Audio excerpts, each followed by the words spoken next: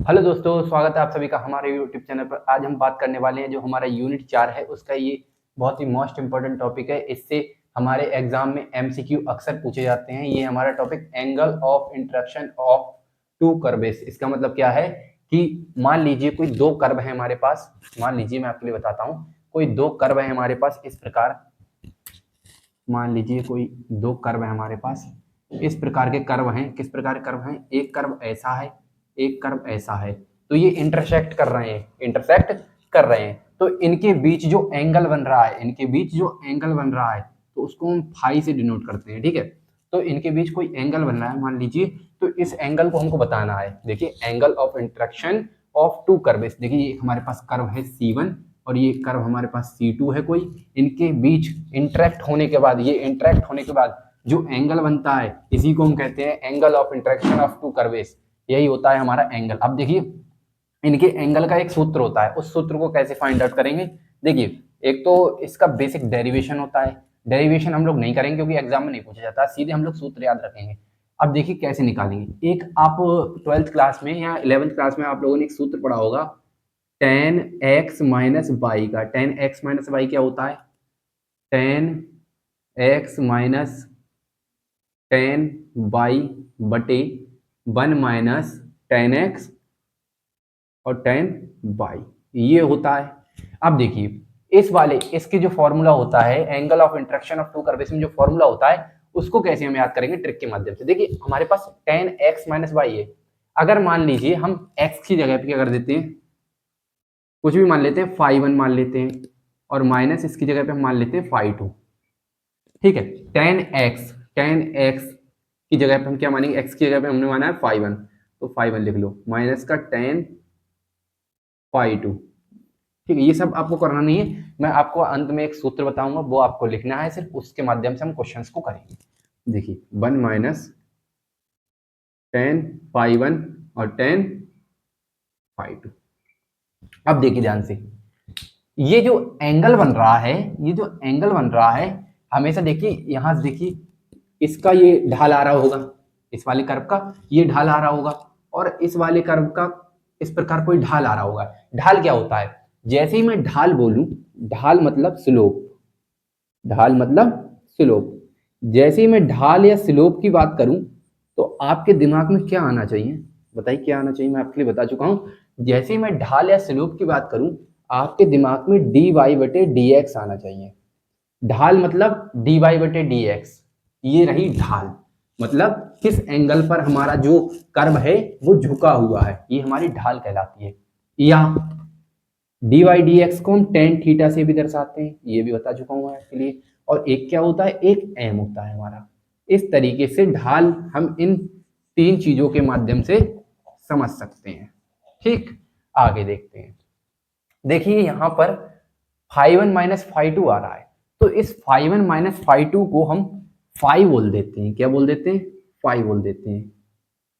देखिए, ये जो एंगल बन रहे हैं, मान लीजिए ये जो कर्व है, ये वाला C1 वाला कर्व, ये फाइव वन एंगल से जा रहा है। ठीक है, स्लोप, और ये C2 वाला है, ये फाइव टू से जा रहा है। तो इनके माध्यम से जब हम इनका इंटरेक्शन निकालेंगे, तो हमारा five one minus five two हमारा बराबर हो जाता है फाइव की। ठीक है, इस प्रकार हम मान सकते हैं। अब देखिए टेन फाइव जो है, ये देखिए five one minus five two हमने फाइव के बराबर मान लिया।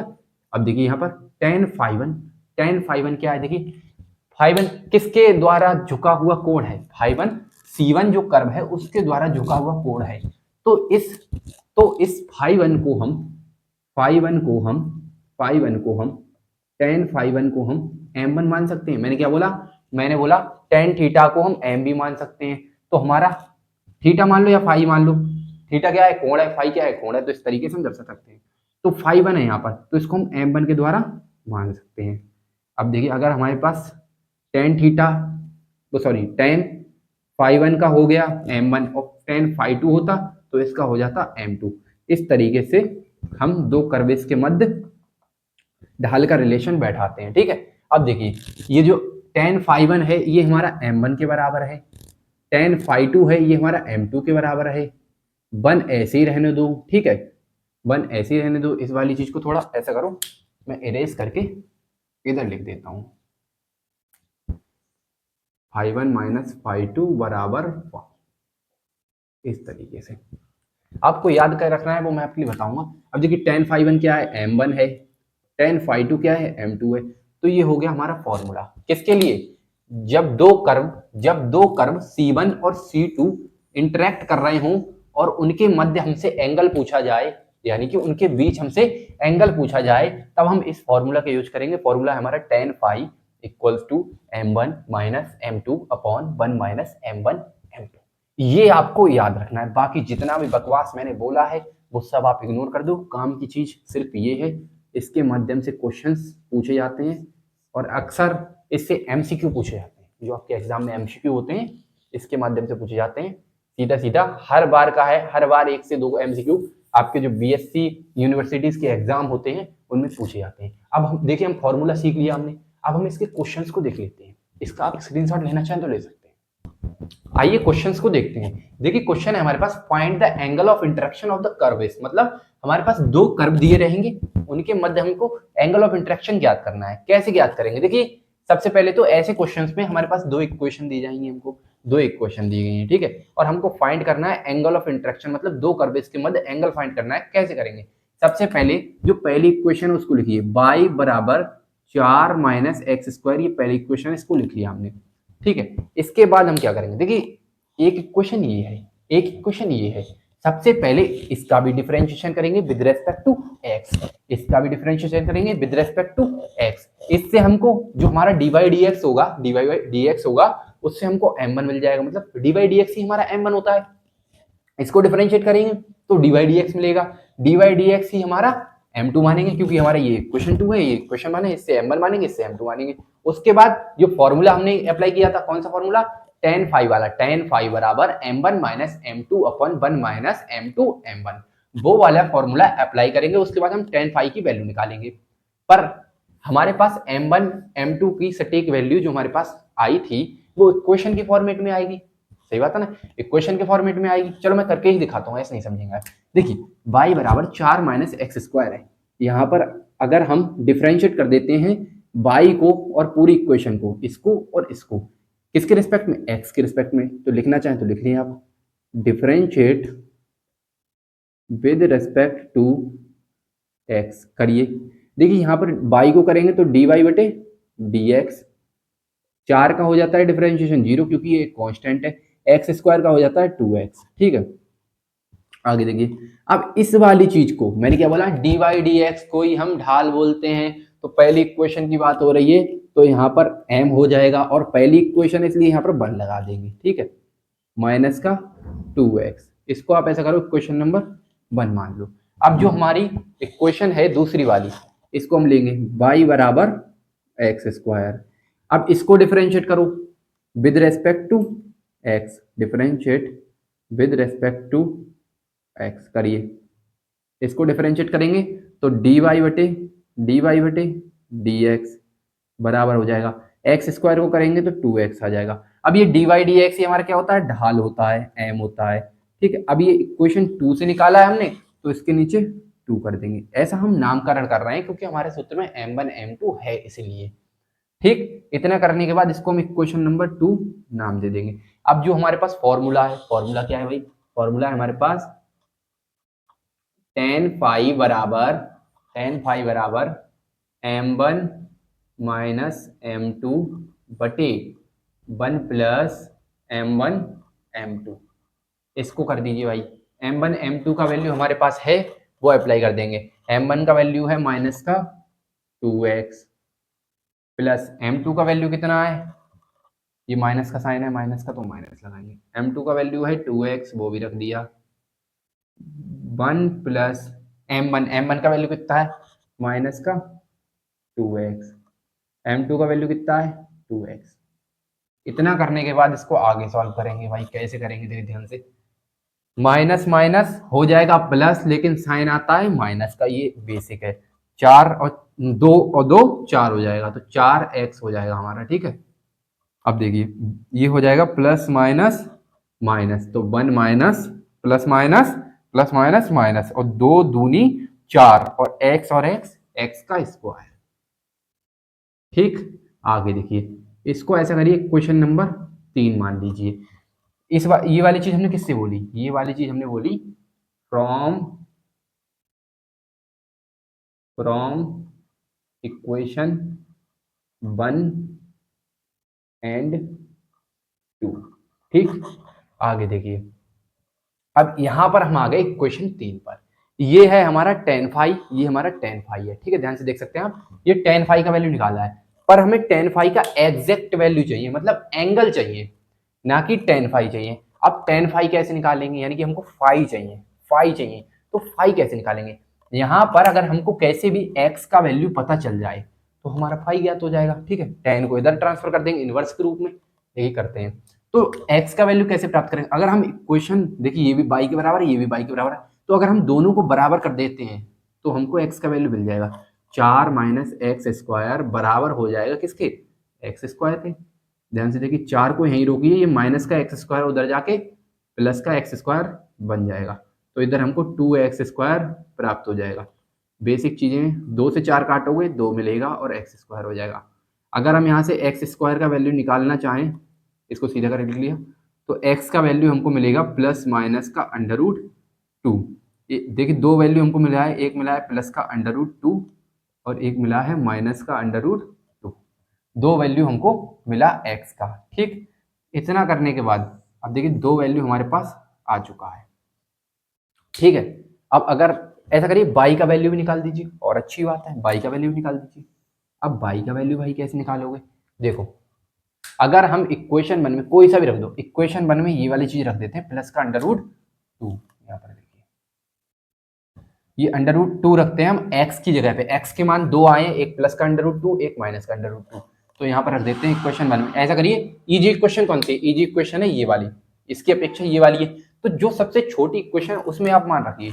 तो y बराबर एक्स स्क्वायर हमको दिया गया है, y बराबर एक्स स्क्वायर हमको दिया गया है, और अंडर रूट 2 वैल्यू हमारी एक्स स्क्वायर की। तो y बराबर अंडर रूट 2 का स्क्वायर कितना होता है? 2 ही होता है, क्योंकि स्क्वायर से अंडर रूट कट जाता है। तो जब हमारा x का वैल्यू अंडर रूट 2 है, तब हमको y का वैल्यू 2 मिल रहा है। इधर देखिए, अब देखिए, जब हमारा x का वैल्यू माइनस का अंडर रूट 2 है तो हमको कितना मिलेगा? तो समीकरण तो वो ही है हमारा। आप इससे भी निकाल सकते हैं, इससे भी निकाल सकते हैं, सेम आंसर आएगा। देखिए, y बराबर एक्स स्क्वायर, y बराबर एक्स स्क्वायर, तो एक्स स्क्वायर अभी हमने अंडर रूट 2 रखा, अब हम दो दो मान आए हमारे पास, तो एक बार माइनस का अंडर रूट 2 रखेंगे, फिर भी हमको कितना मिलेगा y का वैल्यू? फिर भी हमको y का वैल्यू अंडर रूट 2 ही मिलेगा। इसका मतलब जब x का वैल्यू अंडर रूट 2 है तब y का वैल्यू 2 है, और जब x का वैल्यू माइनस का अंडर रूट 2 है तब भी y का वैल्यू कितना है? 2 है। ठीक, इतनी बात समझ में आई? अब देखिए, अब एंगल कैसे निकालेंगे? हमको समीकरण 3 में इसकी जरूरत है, इक्वेशन 3 से। यहां पर आप लिख लेना फ्रॉम इक्वेशन 3। चलिए मैं लिख देता हूं, फ्रॉम इक्वेशन 3। इक्वेशन 3 के माध्यम से हम क्या कह सकते हैं? देखिए, ये हमारे पास 3 है, tan फाई के बराबर है ये हमारी इक्वेशन। tan फाई बराबर माइनस का 4x upon 1 minus 4x square. अब देखिए, यहाँ पर tan फाई बराबर, देखिए अब x का वैल्यू हमने 2 निकाली है, तो यहाँ पर कोई सी वैल्यू रख दो। अलग अलग वैल्यू आई है तो अलग अलग रखेंगे, जैसे कि पहले प्लस की अंडर रूट 2 आई एक्स की वैल्यू, तो वो रख दिया। 1 माइनस 4 अंडर रूट 2 का होल स्क्वायर। ठीक, यहाँ पर कर देते हैं सामने। देखिए ध्यान से, ये देखिए, इसको अगर हम सॉल्व करें, एक सेकेंड, हाँ, अगर इसको हम सॉल्व करें तो माइनस का 4 अंडर रूट 2 हमारा ऐसे ही रहेगा। नीचे सॉल्व करें तो ये हो जाएगा हमारा अंडर रूट 2 का स्क्वायर 2 ही रहेगा। ठीक है, तो 4 2 जा 8, और 1 माइनस 8 कितना हो जाता है हमारा? माइनस का 7। इधर माइनस से माइनस कट जाएगा हमारा, 4 अंडर रूट 2y7। तो हमको फाई का वैल्यू कितना मिलेगा? फाई बराबर 10 हमारा इधर ट्रांसफर होगा तो इनवर्स के रूप में आ जाएगा, ये दुनिया जानती है। 4 अंडर रूट 2y7, एक आंसर तो भाई ये हो गया। ठीक है, आप इतना कर दो, कोई दिक्कत नहीं है। इससे आगे करना चाहें तो कैसे करेंगे? देखिए, इससे आगे कैसे करेंगे, देखिए यहाँ तक अगर आप कर देते तो आपको पूरे में से पूरे नंबर मिलेंगे, लेकिन यहाँ पर x के 2 मान हैं ना कि एक, तो एक मान पर तो हमने निकाल दिया। अब दूसरे मान पर निकालेंगे, दूसरे मान पर कैसे निकालेंगे, देखिए टेन फाइव बराबर माइनस का 4, x की जगह पे अभी अंडर रूट 2 रखा था, अब माइनस का अंडर रूट 2 रखेंगे हम, ठीक है, अपॉन में 1 - 4 माइनस का अंडर रूट 2 का स्क्वायर। अब देखिए यहाँ पर माइनस माइनस प्लस हो जाएगा और इधर मिलेगा हमको 4 अंडर रूट 2। ठीक, आगे देखिए देखिए इधर अंडर रूट 2 का स्क्वायर माइनस अंडर रूट 2 का स्क्वायर 2 ही होता है, तो 4 2 8 और 1 - 8 कितना होता है 7। ठीक है, लेकिन ये हमको किसका प्राप्त होगा, माइनस का प्राप्त होगा। ठीक है, क्योंकि ये वाली संख्या कैसी है, बड़ी है। ठीक, ये अगर हम इधर को फाइव का वैल्यू निकालें तो फाइव बराबर 10 इनवर्स माइनस का 4 अंडर रूट 2/7। एक्स के डिफरेंट मान पर डिफरेंट वैल्यू हमें फाइव का मिला है। ठीक है, ये आप देख सकते हैं। अगर वो कहता क्वेश्चन बोल देता फाइव का सिर्फ हमको पॉजिटिव वैल्यू बताइए तो यहां तक कर देते, अगर बोलता नेगेटिव वैल्यू बताइए तो यहां तक कर देते। अभी उसने कुछ नहीं बोला, तो फाइव की हमने दोनों वैल्यू निकाल दी एक्स के डिफरेंट डिफरेंट मानों पर। ठीक है, ये रहा हमारा कंप्लीट सॉल्यूशन इस वाले क्वेश्चन का, y बराबर 4 - x² एंड y बराबर x² का सॉल्यूशन। ठीक, इस प्रकार इसी प्रकार क्वेश्चन पूछे जाते हैं और इससे टफ क्वेश्चन नहीं आएगा आपका इस टॉपिक से, angle of intersection of to curves से। ठीक है, अब हम डिस्कस करते हैं एक पीवाईक्यू को देख लेते हैं, जो कि कई यूनिवर्सिटीज में आ चुका है। आप इसका स्क्रीनशॉट लेना चाहते हैं तो ले सकते हैं। आइए देखते हैं एक बहुत ही मोस्ट वांटेड क्वेश्चन को, जो कि हमारे एक पीवाईक्यू है। कई यूनिवर्सिटीज में इस प्रकार के क्वेश्चन पूछे जा चुके हैं। देखिए क्वेश्चन हमारे पास, find the angle between the radius vector. ये क्वेश्चन है हमारा रेडियस वेक्टर का। अब देखिए सबसे पहले तो आपको पता होना चाहिए रेडियस वेक्टर क्या होता है। तो रेडियस वेक्टर में मैं आपके लिए पढ़ाऊंगा आगे आने वाले सेमेस्टर्स में रेडियस वेक्टर के बारे में। सबसे पहले तो मैं बता देता हूँ रेडियस वेक्टर के बारे में। देखिए हमारे पास एक फॉर्मूला होता है, फॉर्मूला क्या होता है, टेन पाई बराबर आर डी थीटा बटे डी आर। ये आपको याद रखना है, ये आपको याद रखना। अभी के लिए इतना ही रहने दो कि आप इतना फॉर्मूला आप याद कर लो। ठीक है, मैं आपके लिए सब बता दूंगी, रेडियस वेक्टर क्या होता है उसके बारे में सब कुछ बता दूंगा। सबसे पहले आप इसको याद कर लें। ठीक है, टेन फाइव बराबर आर डी थीटा बटे डी आर, इसको आपको याद होना चाहिए।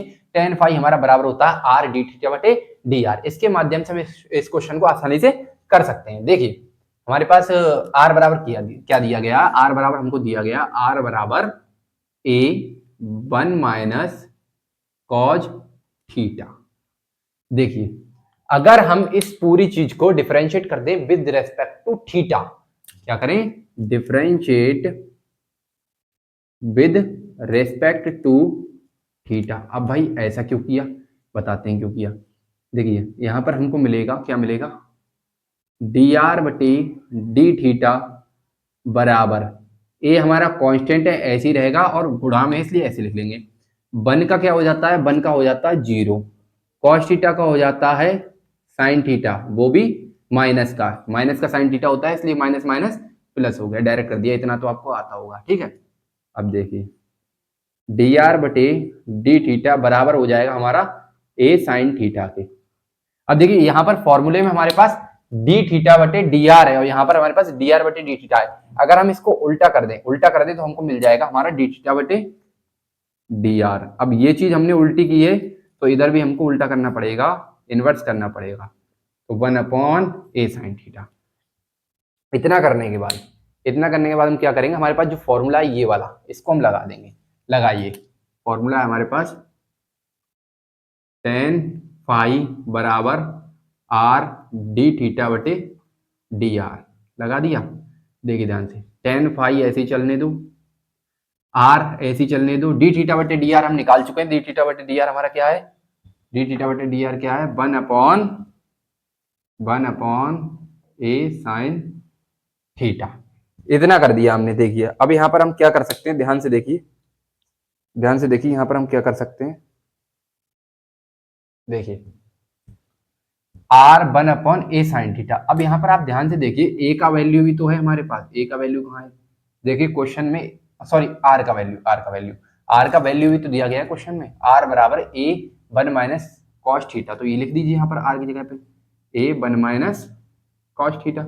ऐसा हमने क्यों किया? क्योंकि हमको दिख रहा था आर में ए प्रेजेंट है, इसलिए ए से ए यहां पर कट गया। अब बचा ऊपर 1 माइनस कॉस थीटा बटे साइन थीटा। ठीक, ये फॉर्मूला होता है 1 माइनस कॉस थीटा जो होता है वो होता है हमारा 2 साइन स्क्वायर थीटा बाई 2।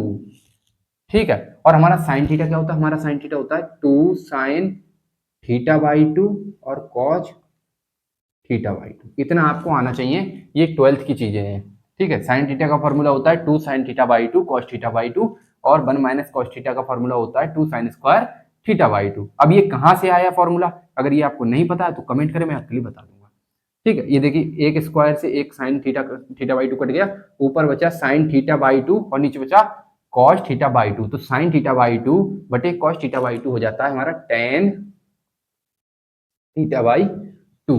ठीक है, यहां पर हमारा चल रहा है टेन पाई और इधर हमारा आ गया टेन थीटा बाई 2। यहाँ पर देखिए 10 से 10 कट जाएगा, आप काटना मत, मैंने काट दिया। ठीक है, आपको समझाने के लिए। तो फाई बराबर हमको मिला थीटा बाई 2। इस प्रकार का ऑप्शन आपको ABCD में दिया रहा होगा, आपको टिक लगाना होगा। या OMR होता है आपका तो OMR पे गोले भरने होंगे। इस तरीके से क्वेश्चन हमारे एग्जाम में, जो BSc एग्जाम होता है हमारा फर्स्ट सेमेस्टर मैथमेटिक्स का, उसमें पूछे जाते हैं। ठीक है, देखिए आज के लिए ये क्वेश्चंस जो हैं इस टॉपिक के लिए angle of intersection of two curves, इसके लिए इनफ है। ठीक है, अब हम आगे बात करेंगे कल नए टॉपिक के साथ, और हमारा इंटीग्रल कैलकुलस जो चल रहा है उसमें इंपॉर्टेंट टॉपिक्स हम कवर कर रहे हैं। उसको आप देखते रहिए, सीरीज को आप प्यार देते रहिए, लाइक करते रहिए। ठीक है, वीडियो को लाइक जरूर कर देना अगर आपको ये समझ में आया, और चैनल को सब्सक्राइब तो कर ही लें अगर आप एक BSc के स्टूडेंट हैं। अभी तो आपको इससे फायदा मिल ही रहा है और आने वाले सेमेस्टर्स में भी फायदा मिलता रहेगा अगर आप हमसे जुड़ते हैं तो। अभी तो हमने बहुत लेट स्टार्ट किया था, करीब हमारे जो फर्स्ट सेमेस्टर के पेपर रह गए तो उससे 2 महीने पहले हमने स्टार्ट किया था। अब जो हमारा सेकंड सेमेस्टर होगा बिल्कुल बेसिक से शुरुआत करेंगे पूरा BSc का, और कंटेंट आपको बिल्कुल ऑफलाइन कोचिंग वाला देंगे। ठीक है, आज के लिए इतना ही रहने देते हैं। Thank you so much for watching this video. Bye bye, take care, subscribe जरूर कर ले। धन्यवाद।